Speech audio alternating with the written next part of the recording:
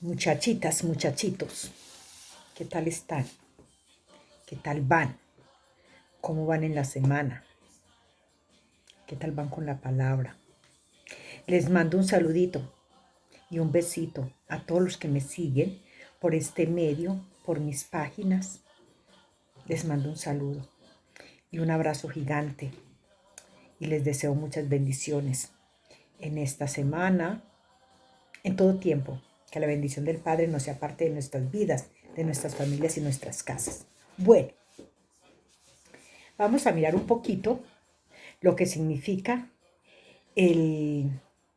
para nosotros el arrepentimiento. Sabemos que el arrepentimiento no es lo mismo que el remordimiento. El remordimiento es el momento en que tú cometes un error y claro, te sentiste muy mal y dijiste cuánto lo siento porque lo hice, no tenía que haberlo hecho así, y hasta llorás. Y todas estas vainas que nosotros en el momento del, del remordimiento hacemos, ¿verdad? Pero la diferencia entre el remordimiento y el arrepentimiento es que tú y yo no volvemos a hacer lo mismo cuando nos arrepentimos. El arrepentimiento es para nunca volverlo a hacer. El remordimiento volvemos y repetimos las mismas historias.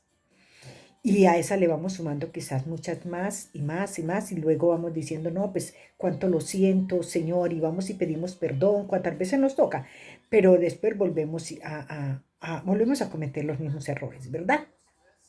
Bueno, total que hoy vamos a ver los dos hijos vamos a ver de las 12 tribus, a los segundos dos hijos al segundo y al tercer hijo de Jacob. Estos dos podían haber tomado la primogenitura de Rubén, porque recordemos que Rubén fue el que nos enseña su palabra que estuvo en el lecho de Jacob, y por eso Jacob no le bendijo. Entonces podíamos decir, bueno, entonces los otros dos, podían haber sido dice la palabra que eran Simeón y Leví. Pero resulta que estos tampoco pudieron recibir esa bendición. Dice la palabra en Génesis 49, 5. Dice, Simeón y Leví actuaron juntos de la misma manera, juntos recibieron la bendición final de su padre, porque ellos actuaron de la misma manera. Vamos a leer qué fue lo que ellos hicieron. Porque lo que ellos hicieron, no tenemos tiempo de leer eso porque eso nos quita mucho tiempo, pero sí vamos a mirar la bendición o la profecía que su padre le dio a a estos dos hijos. Dice, Simeón y Leví son hermanos, armas de iniquidad, armas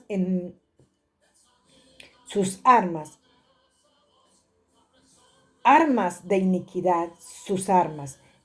En su consejo no entre mi alma, ni mi espíritu se junte en su compañía, porque en su furor mataron hombres y en su temeridad desarretaron. Maldito su furor que fue fiero y su ira que fue dura. Yo los apartaré de Jacob y los esparciaré en Israel. Entonces vemos que es lo que les está diciendo este padre a estos hijos. Recordemos que él Jacob había llegado a un acuerdo con el hombre que había violado, con el papá del hombre que había violado a su hija. Recordemos que Jacob no fue hombre tan violento. Jacob fue una persona que a pesar de que le tocó huir de su casa, llegar y que su tío le hiciera las trampas que le hizo, Jacob fue una persona muy pasiva. Entonces, él sabiendo que era su hija, Mas, sin embargo, él no entró en violencia, sino que se pusieron de acuerdo. Pero, ¿qué fue lo que hicieron estos dos hijos de él? Dice que cuando estas personas se quedaron dormidas, ellos entraron y mataron Leví, Simeón y Leví, y mataron toda esa familia, porque fíjese que les habían dicho a, a esta familia del hombre que violó a su hermana, a Tamar, les dijo que para poder entrar a ser parte de la familia de Jacob, ellos todos tenían que hacerse una circuncisión. Nosotros sabemos que ese es el pacto que el Señor había hecho con Abraham y ellos todos eran circuncidados.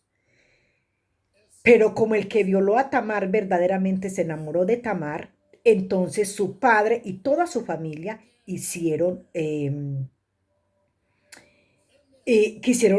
pacto con Jacob y Jacob les dijo que sí. Entonces, estos dijeron que para poder entrar a la familia se tenían que circuncidar. Cuando ellos hacen esto, se supone, o se supone no, es la verdad, ellos tienen que estar en un lugar, en un tiempo de reposo. Y estos dos, Simeón y Leví, aprovecharon esos momentos en que estos hombres no se podían mover y fueron, los atacaron y los mataron a todos. Solamente quedaron las mujeres y los niños y se los llevaron también como esclavos. Entonces, claro, dejaron en vergüenza a Jacob, su padre. Y nosotros hemos dicho, o yo soy una que yo pensaba que al rey, al Eterno se dejaría en vergüenza, ¿verdad? Y de pronto lo miramos de esa manera y podemos decir, al Eterno no se deje en vergüenza, pero nosotros sí lo avergonzamos, eso es verdad. Porque porque esta palabra simboliza lo que nosotros hacemos con nuestro Padre. Es más, es que estos dos jóvenes no se arrepintieron. Ellos no se arrepintieron. Dice que Simón y Leví tomaron la justicia en sus manos. A pesar de las amonestaciones de Jacob, ellos no se arrepintieron. Más bien se justificaron. Y muchos, muchos cristianos, eso es lo que hacen, justificarse. No se pide perdón, no se arrepienten, se justifican. Es que como ella me lo hizo o como él me lo hizo, entonces tiene que ser él. Yo no tuve la culpa, aún sabiendo. Porque estos se justificaron, ¿por qué? Porque es que eso tenían ellos que hacerlo para vengar la violación de su hermana. Pero si ya su padre lo había arreglado, porque ellos tenían que hacer eso. Y esto les trajo una maldición muy grande. Y las maldiciones a veces no es porque nosotros, a ver, no sabemos si ellos alguna vez se arrepintieron, pero la palabra de poder con que Jacob les da esta profecía se cumple. Eh, y las cosas se van dando de una manera muy rara que vos te pones a pensar, ¿y esto cómo sucedió? Se cumplió la promesa, sería que Julano que se portó tan mal conmigo sabía que esto yo lo tenía que pagar de esta manera. Y no, recordemos que cuando nosotros no nos arrepentimos, cuando nosotros solamente nos justificamos, eso no es justo. Eso no lo toma el Eterno como arrepentimiento. Solamente hay una justificación y hay un remordimiento. Y esto fue lo que pasó con estos dos hombres. Y dice la palabra, dice que dice, y la profecía, el estudio dice, la profecía de Jacob se cumplió al pie de la letra. ¿Cómo se cumplió? A la tribu de Simeón le fueron asignados tierras dentro del territorio de la tribu de Judá. Para colmo, la ciudad en que fueron asignados a Simeón estaban todas en la región más árida, conocida como el desierto de Negev. O sea que ellos fueron separados. Ellos fueron separados y fueron añadidos a la tribu de Judá. Los de la tribu de Simeón. Y la tribu de Leví no recibió territorio propio, sino que les fueron asignados 48 ciudades dispersadas en todo el territorio de Israel. Esta asignación de tierras podría parecer injusta como un castigo, pero no fue eso la intención de Josué, el que les entregó las tierras. En el momento de la colonización, esa asignación fue estrategia al entrar a la tierra prometida. La tribu de Simeón contaba con poca población y por eso se le incluyó con Judá. Entonces a la dispersación de Leví no fue con castigo, sino con un privilegio, como lo veremos a continuación. ¿Por qué? Porque resulta que cuando en el desierto, recordemos, porque esto nos lleva nos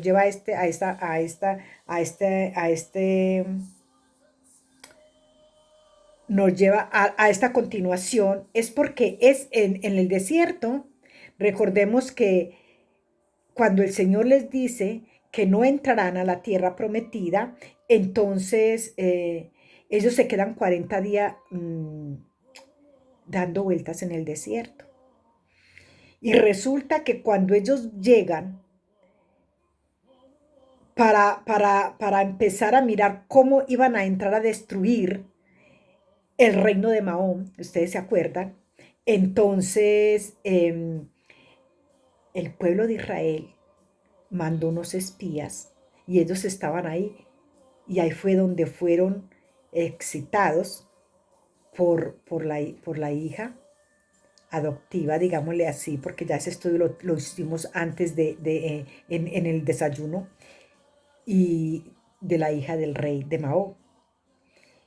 Y por medio de ese pecado que ellos se prostituyeron con ella y con las otras chicas, entonces el Señor mandó una plaga y muchos de estos murieron. Entonces ya vemos por qué Leví fue antes, en vez de haber sido para él esto como un castigo, fue como un privilegio. Por eso vemos, yo le decía a alguien esta semana, lo que nosotros hemos convertido en maldición o nos han dado en maldición, todo lo que en tu vida venga como maldición, poco a poco va a ir llegando. Pero ¿qué pasa? Es el momento en que el Señor se apodera. Es que mi Padre es el último, el único, perdón, el único. Es impresionante, a mí me emociona cómo obra el Eterno en nuestras vidas. Es impresionante porque cuando nosotros ya estamos perdidos, cuando nosotros ya estamos sin esperanzas, cuando ya hemos visto que la tierra como que nos traga hasta el fin, empezamos a mirar qué malo hice, hasta dónde yo he llegado, por qué no me arrepentí a tiempo, por qué en el tiempo en que yo lo hice tenía juventud, no me arrepentí, ahora estoy mayor, ahora yo qué voy a hacer. O sea, empezamos nosotros por todos los errores que hemos venido cometiendo, empezamos a ver como si verdaderamente esta maldición nos persigue y nos alcanza y vemos que nada nos sale bien. Y yo ahí mismo me doy cuenta que es la forma de cómo el Eterno viene y se apropia de ese problema, de esa dificultad, de eso que nosotros venimos llevando, esa maldición. Quizás una palabra maldicha que vinieron de personas, no solamente de la casa, no solamente de los padres. Recordemos que muchas personas, cuando nos toca salir de las congregaciones, entonces cuando llegamos nos echaron bendición, ¿verdad? Pero cuando salimos y no salimos bien, entonces nos echaron maldición. Recuérdense que yo les he hablado de las últimas maldiciones que me echaron en la última congregación. Pero como hay personas que no tienen esa sabiduría que la palabra da, o sea, el Eterno, entonces se quedan con los bracitos cruzados. Y esa maldición que allá en ese lugar vino, es esa como que te va alcanzando, porque de la boca sale bendición o sale maldición. No tiene que ser solamente de tus padres, porque nuestra boca es palabra, de nuestra boca sale palabra de profecía, porque nuestra boca se llena de palabra para bendecir o palabra para maldecir. De nuestra boca, por eso la palabra de Dios nos enseña que la lengua es como un fosforito. Entonces, ¿qué pasa? Es entonces cuando el Señor viene y se apropia de esa dificultad, de ese problema, de esa maldición, y de esa maldición Él empieza a hacer bendición y a hacer bendición para tu vida, porque el Eterno no está enfadado para siempre. Dice su palabra que por un momento apartó o se alejó su mirada de ti, o apartó la mirada, o miró desde la distancia, o sea, se fue hacia la distancia, o sea, la palabra tiene en cada versión de las escrituras, dependiendo de cada nombre de las escrituras de la Reina Valera, de las Américas, tienen una versión diferente, pero que terminan siendo la misma palabra.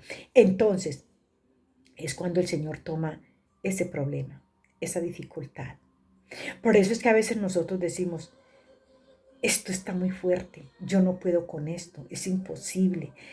Nosotros vemos que, que, que por mucho que luchemos, como que no salimos de ahí, como que nosotros hubiéramos caído en un fango, en un lodo que en vez de ayudarnos a salir, como que antes ese lodo fuera una tierra movediza y nos está tragando. Pero es entonces cuando ya vemos que ya no somos capaces, que ya no podemos más.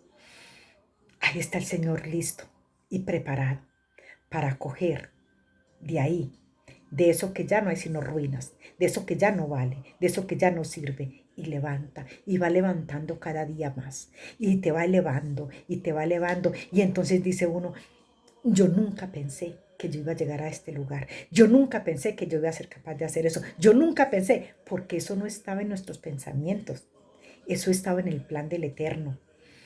No era que en el plan del Eterno no estaba que lo que vos hiciste, te lo tengo muy claro, lo digo muy claro, no en lo que vos hiciste, sino que en la forma de cómo te maldijeron, el Señor viene y quita la maldición. Por eso la palabra nos enseña que Él quita hasta la tercera y cuarta generación la maldición. Hay una que dice hasta la décima, pero la décima ya es para nunca jamás. Esa sí ya no hay, si ya no hay, ahí ya no hay bendición para esas. Eso está en la palabra. Pero si tú y yo estamos en estas, que decimos, yo nunca pensé que podía salir de ahí, yo nunca pensé que podría hacer esto, yo nunca pensé que el Eterno tendría tanta misericordia de mí. Eso fue lo que el Señor hizo. Eso fue lo que el Señor levantó, a pesar de las ruinas, porque vemos que Leví, fue la tribu muy pequeña, porque todos fueron destruidos. Aparte de eso vemos nosotros los 70 y pico sacerdotes que también mató Saúl. O sea, vemos cómo se ha perseguido el pueblo de Dios, pero con todas las maldiciones, el Señor sigue teniendo misericordia. Y día de ahí día va levantando y va levantando cada día más personas en espíritu y en verdad para que le amen, para que le busquen, para que le adoren, para que le sirvan. Esto es lo que el Eterno hace con nosotros. Entonces muchas veces decimos, es que yo como que tengo una maldición, es que a mí como que si me hubieran echado no se sabe cuántas cosas. Hay gente que dice, es que parece que me hubieran hecho brujerías.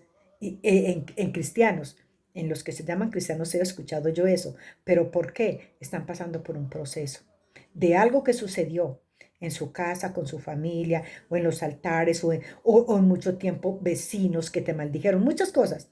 Pero llega el momento en que el Señor toma esto, forma de esto, de esta maldición, forma un altar.